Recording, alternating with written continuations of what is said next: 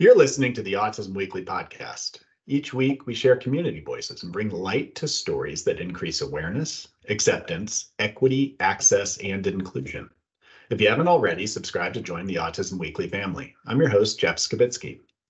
This week, we're joined by Angelica Gilmore, a BCBA at ABS Kids from Southern California with a fascinating journey.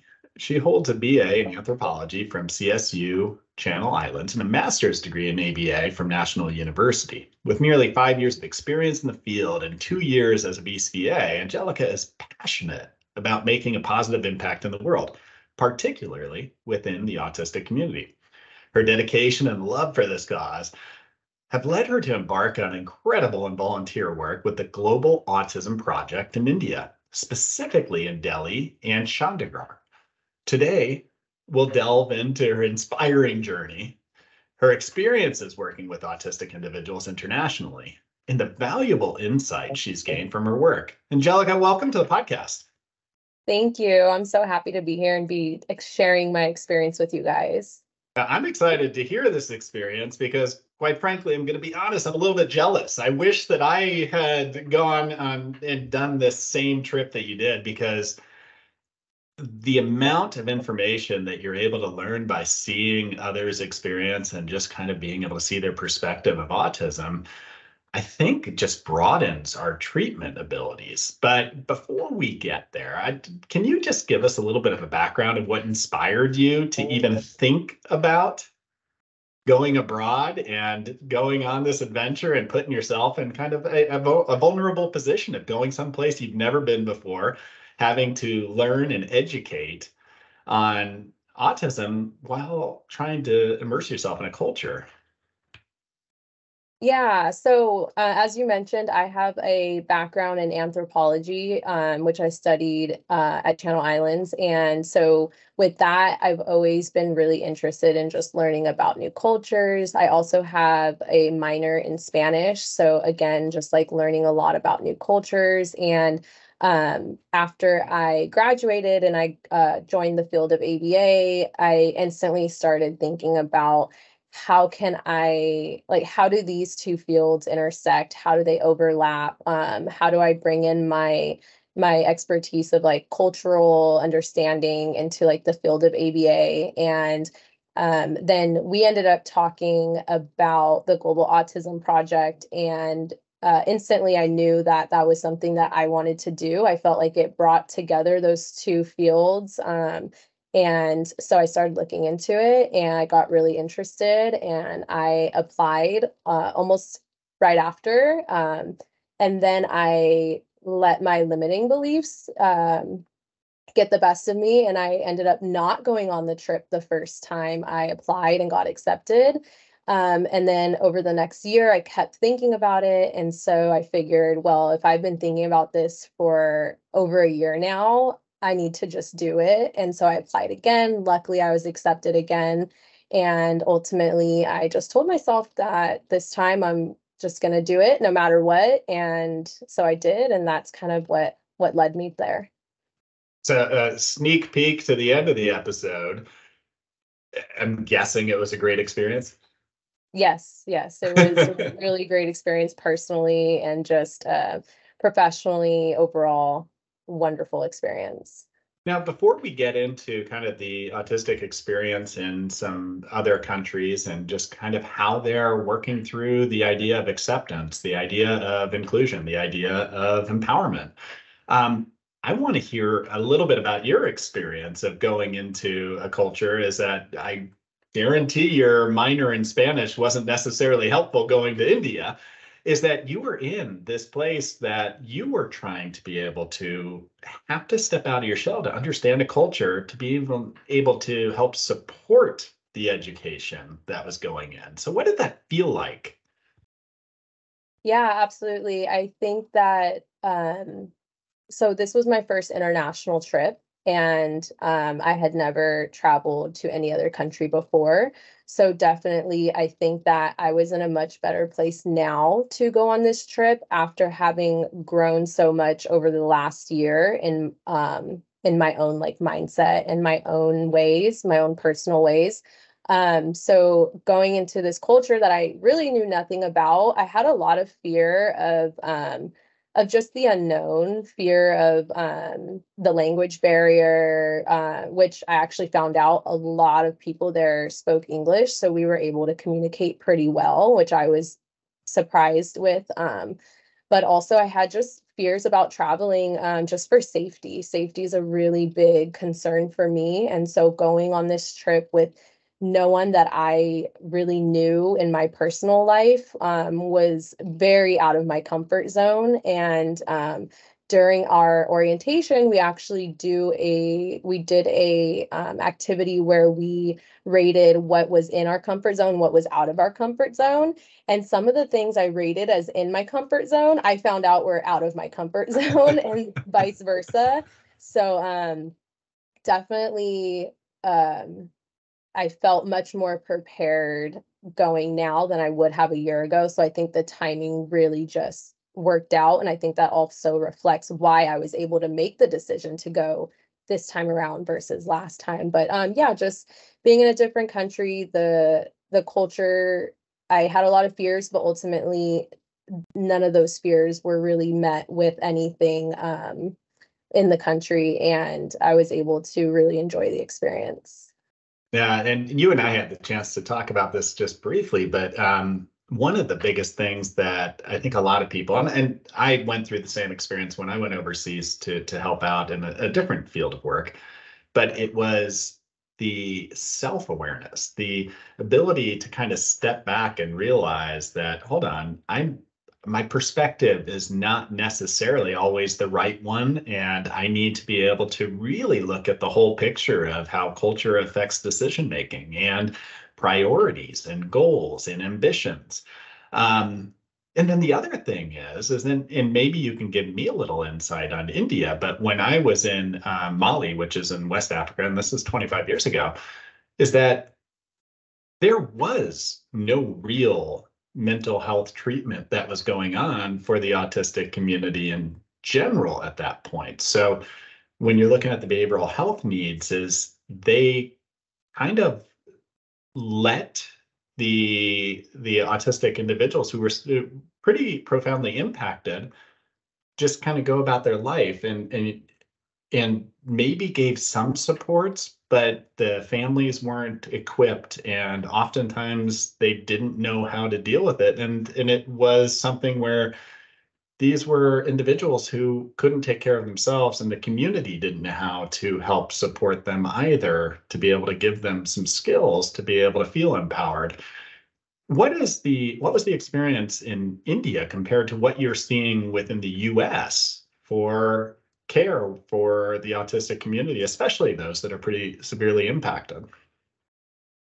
Yeah, I think there's definitely some big differences. I think from what I was able to observe, there is significantly less resources, especially when it comes to adults, which is something we kind of see here as well. There tends to be more resources for children, and then those kind of resources become smaller as you get older. But I think they have really great ideas, and some of the things that they are doing, although they're not widespread yet, they're very, very significant. So one of the places we visited was the Shira Foundation, and this place just absolutely blew my mind because they are doing they are housing individuals with autism. They're also employing them. And at the same time, they're teaching them all these skills that they need to maintain employment outside of the Shira Foundation, and um, how to build these independent living skills outside of the Shira Foundation. So I thought that was just incredibly significant that they're kind of covering all the bases in one place, which is something that I personally have not seen here in the United States. However, like I said, this is one foundation. This is not something that is very widespread. So there definitely is a lack of resources in India when it comes to supporting the neurodiverse population. And that's something that when I had the opportunity to speak with parents of children with special needs, that was one of their biggest concerns was, when we're not here, then what happens? Like right now we're supporting them, but there isn't just group homes or even like a lot of those resources to teach them how to live independently or how to maintain employment. So definitely there is less resources, it seems, there, but the things they are doing are incredible. Yeah, and I mean, I love the fact that one of the experiences you walked away with was that idea that there are places that are doing things differently. There are places that have been able to figure out models of care that are not what we're doing necessarily well in the US that we can learn from, that we can experience. And I think that's part of the Global Autism Project. It's not just going into a community and educating, it's also learning quite a bit from these communities on how to be able to make our care model even better. What was some of the impact that you saw from maybe some of the community aspects? Because oftentimes when people are under-resourced, they rely on each other to be able to kind of help create that whole stakeholder environment to say, well, we don't have anybody we can lean on. We have to do this together. Did you see that at all with the schools, with the community programs where, you know, they were really kind of trying to bring people together a little bit more than what we're used to? Yes, so I'm really glad that we're able to touch on this because that was kind of so we talked a little bit about how the Global Autism Project, they used to mostly go to India and work at a school called Sorum and really teach, you know, a lot of the clinical things that we do in ABA. However, their model just changed. And so I was actually part of the first trip where their new model is really focused on community outreach and educating, not only educating but collaborating with different like business owners, NGOs, parents, different schools, foundations, and employers. And so what I saw was incredible because we actually got to be that like middle piece that really helped bring together these different organizations and really connect them. And I was personally part of one of the conversations where we got to make a connection between the Shira Foundation and this other company called Start. So the Shira Foundation has a program where they actually train people, neurotypical individuals, how to work with the neurodiverse population. And then they help those people get employed at just various different places in the community. And then once they're employed, then they try to get the autistic individuals employed at the same places. So now they have someone in their job who understands how to work with them and who understands them and can make that transition a little bit easier for them. So we were able to connect them with this company called Start, and Start is a company that was started by an individual named Puneet. He grew up in the slums and he has some learning disabilities, and he was able to um, to come out of living in the slums and to start his own business where he helps other individuals get out of living in the slums, and also including like individuals with learning differences as well. And so we were able to connect them where we're like, oh, hey, well, you're helping these people get out of the slums. We can have them get hired through the Shira Foundation, and they can help them get jobs to work with individuals with autism. So it was really, really just unique to see that connection happen in front of my eyes. And it's like, wow, this is something that can potentially grow into something so much bigger. And like throughout the trip, I feel like so many of those little connections were happening, and we were able to really be part of that, like bringing together these different resources so that they can really like pool together and just have an even bigger impact. Because like I said, there's so many people doing so many great things, but obviously better together. Like you can do more together. So that was a great experience. It makes you think about, how small a world is even within a community is oftentimes is that those resources are a step out of reach. And it's just having the knowledge to know that somebody else has already worked on the problem or worked on the challenge that you're currently trying to be able to solve.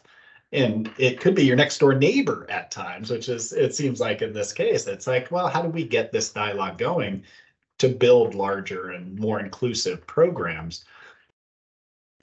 One of the things that you just hit on, which I love the fact that you walked away from an experience with, is the ability for inclusion in the neurodiverse community to be almost more of a priority in some of these other countries that are developing care models. So the employment network, we have the Autism Employment Network that probably could benefit from doing some collaboration and learning on some of these steps of how do you really train an employee class to be inclusive of all people and to be able to understand the neurodiverse needs to be able to empower them in that environment.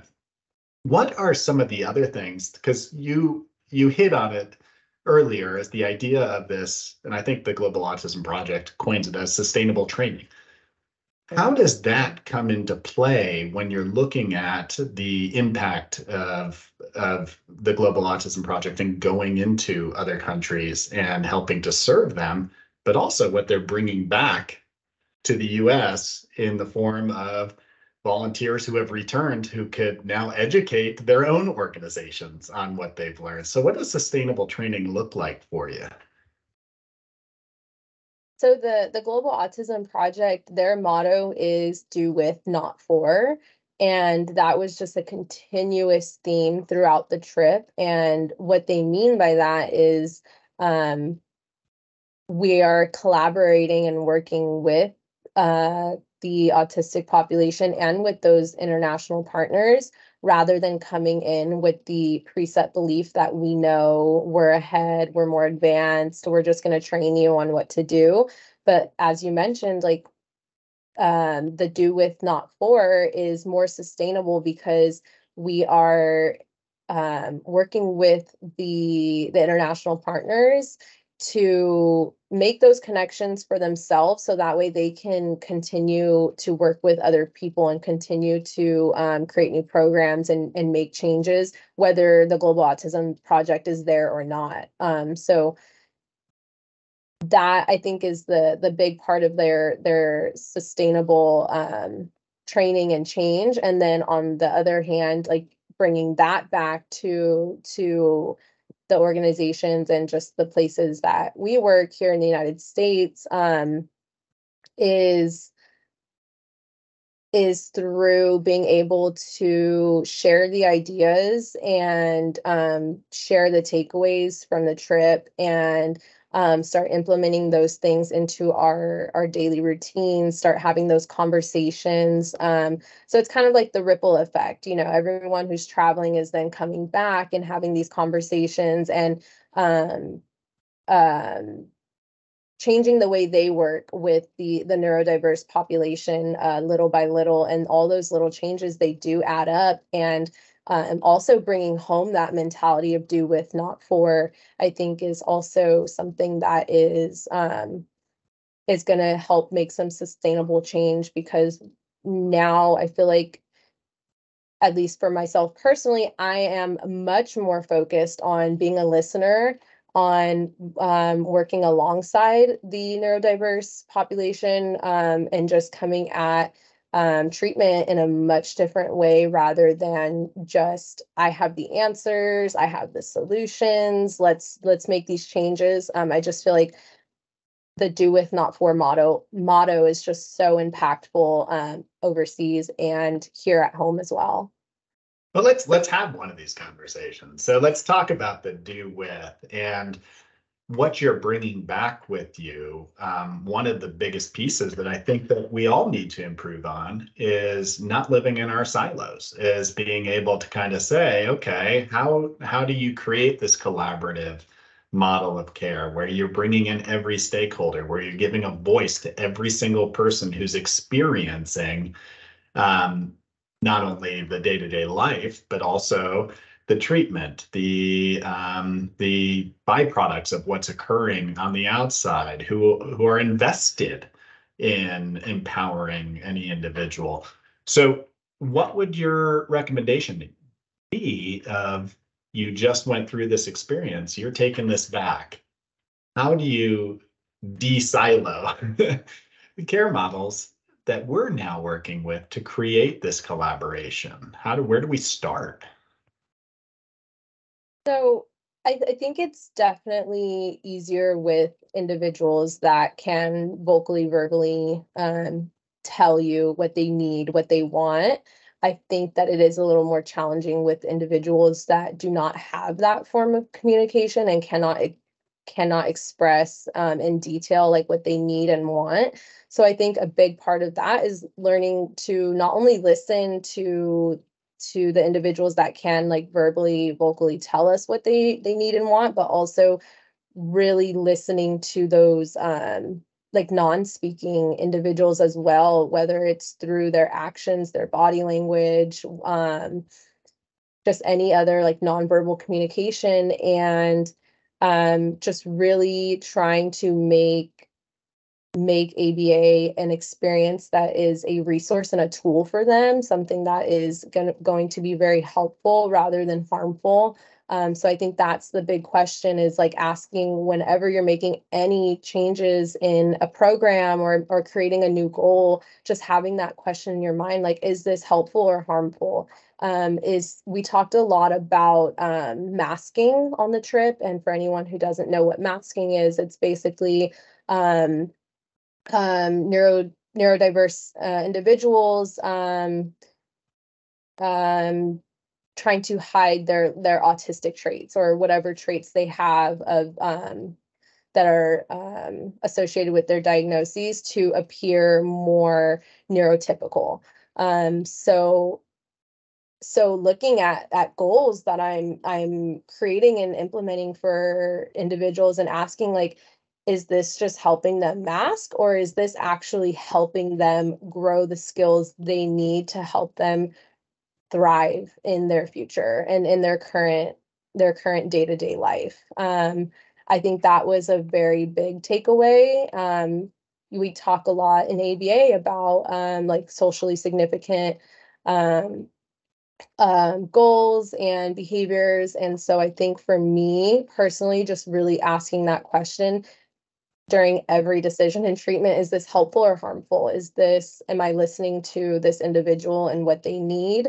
And really just trying to shape and create programs based on that. And then also just making sessions. And I know this is something we already strive to do, but I feel like after returning from this trip, I have even more motivation to do this, but just making sessions so much fun, making sure clients are so engaged, making sure that they are consenting to this and they're wanting to play, and using NET in a way that's going to just really help them learn, and just making it an enjoyable experience. Like I said, making ABA a resource and tool for them. Yeah, and I think you phrased everything so well. And when you talked about social validity, the big question that immediately pops in my head, which I think has a clear answer, is, well, who's defining it? Who's defining social validity? And I think that you walked away, and you might have already felt this before you went on your trip, is that the definition of social validity comes from the individual that is receiving or seeking or looking for the care or the empowerment or the skill development. They determine social validity of what's important to them.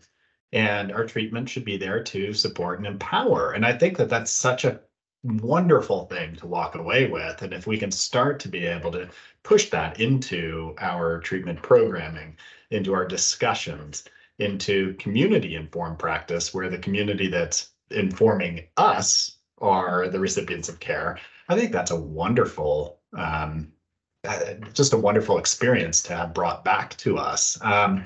So when we're talking about neurodiversity, and this is something that I think should be highlighted as well, is every culture has a different view of that experience.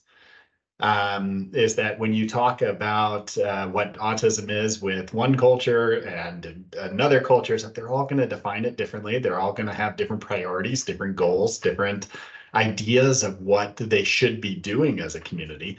What did it look like, generally speaking, in India as far as how they viewed the neurodiverse population?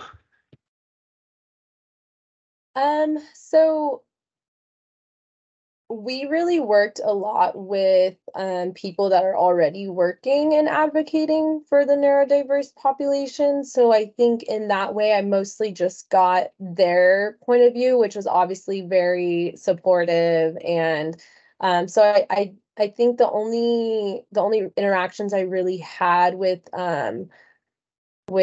people who aren't, well, I was gonna say the parents are the only people that I really got to talk to that um, there was a little more, I should say a little less acceptance of certain things. Some parents, we actually did like a presentation with parents and had like a very interactive conversation, and some parents were very open and accepting of their child, and some parents, again, we go back to like the masking that we talked about earlier. Some parents were kind of wanting their child to just fit in more, that were a little less accepting of their differences. Everyone has the best intentions, but I think that um, it's very important to be able to provide and to help out your family and to provide and help out your community. And if you aren't able to provide in the way that you're um, I think expected to provide in, um, that can create some stigma. And I think some families kind of wanted their child to be um more neurotypical like, so that they can then go out into the community and kind of provide in the way that maybe their siblings are or their other family members are. So there definitely is some stigma still in India around just the neurodiverse population. I didn't have a lot of interaction with people outside of parents who aren't already working and advocating for the autistic community.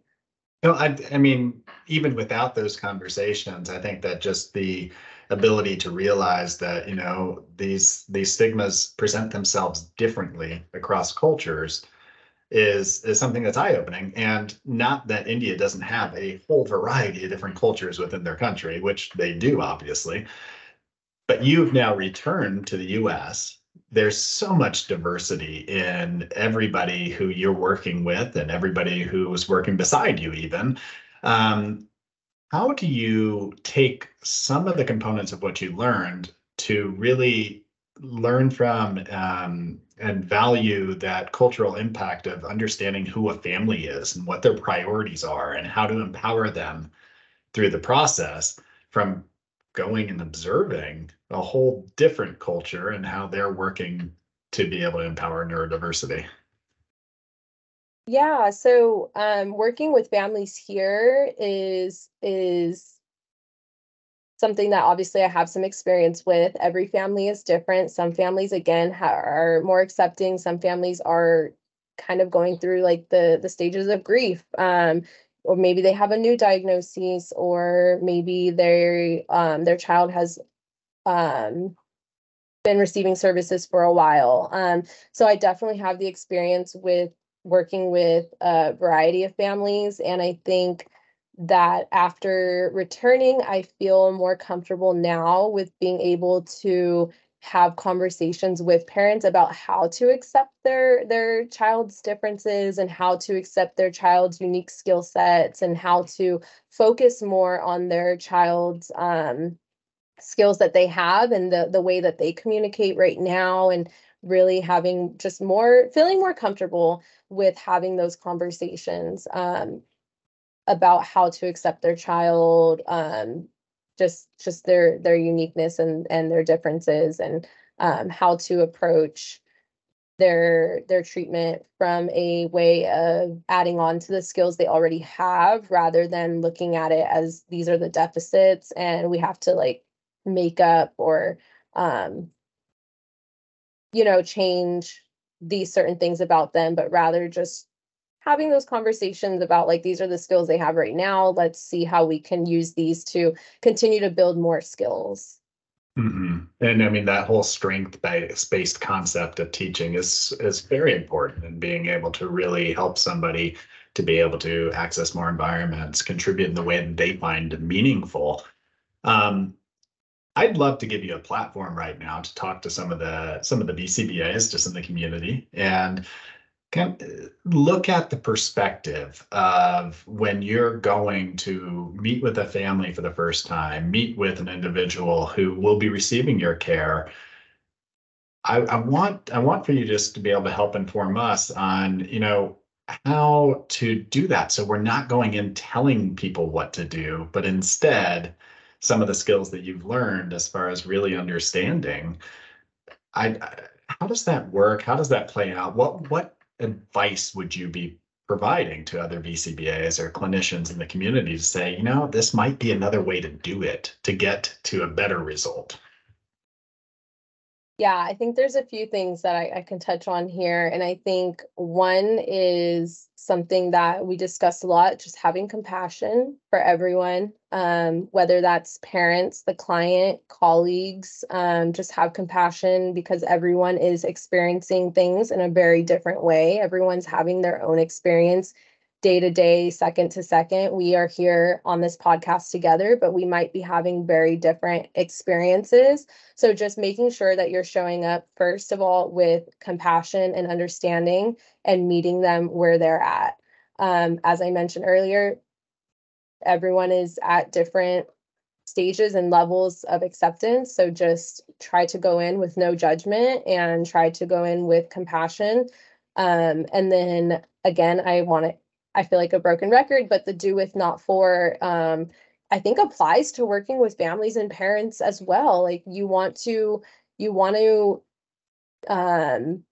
work with them to see how they can support their child or how they can create a day-to-day routine that's going to help their child learn how they can be involved in the treatment. So again, just not coming in and implementing goals and teaching the child everything. And then, as you know, like generalization is very important, but also teaching the families and really just listening to them on what's important to them and what they need support with and what they would like to collaborate and work on together, rather than coming in as the professional who knows everything and who can just create goals and just implement them. Really, again, just doing with, not for. So that's more, again, sustainable for the family to support their child and for the child to thrive going forward, whether the BCBA is there or not. Yeah, the approach that you're taking, I could see all families benefiting from. And I think there's humility to, as a clinician, to being able to understand that, I might have in my head what I think is going to be best, and maybe that would be best for me. But realizing that you're working with individuals that have their own priorities, their own goals. You're working with families that have their own way of interpreting different things and perspectives on what's important, what's not, and what they feel they're comfortable with in the implementation process. And I think part of the job of a good clinician is having that flexibility in thought, flexibility in practice to be able to say, how can we achieve these goals together that you're establishing? and what resources can I bring to the table to empower everyone through that process? Um, there is one part to this, is that there are probably so many other people who are currently in the process of putting their foot in the water of, I want to try this, and then taking their foot out, and like you did, as it took a year later to get back to it. What would you be telling them about your experience that might say, hey, you know what, jump in 2 feet, go swimming right off the bat. This is worth it. I want you just to kind of give that feeling, because you came back with a huge smile on your face, still have it from the experience that you had. And I could see this being something that's going to influence your clinical skills for the next 30, 40 years. What should they be thinking through this process? I think definitely take a moment if you are having some reservations or concerns, take a moment to really dive into that and determine what really is holding you back. If it's something that you can work through and overcome, do it, because you will have this experience that I strongly believe will be very beneficial to you, if not professionally, personally, if not personally, professionally. Like either way, I feel like you are going to get something out of this experience. So just ask yourself, all the questions you need, like, what am I going to gain from this? What do I have to lose from doing this? What impact can I have by doing this? What impact will I not have by not doing this? Just really be open to the experience, be willing to go with things as they change, because things get planned and then things get changed, and the unexpected happens and things come up. And overall, I think that is kind of how the field of ABA is as well. So, that at least in itself will continue to help you be flexible. But just, I would say go for it. If you're thinking about it, but you're not sure, I would say just go for it. The whole experience is great. India was a beautiful, great place to visit, although the Global Autism Project works in many other countries as well.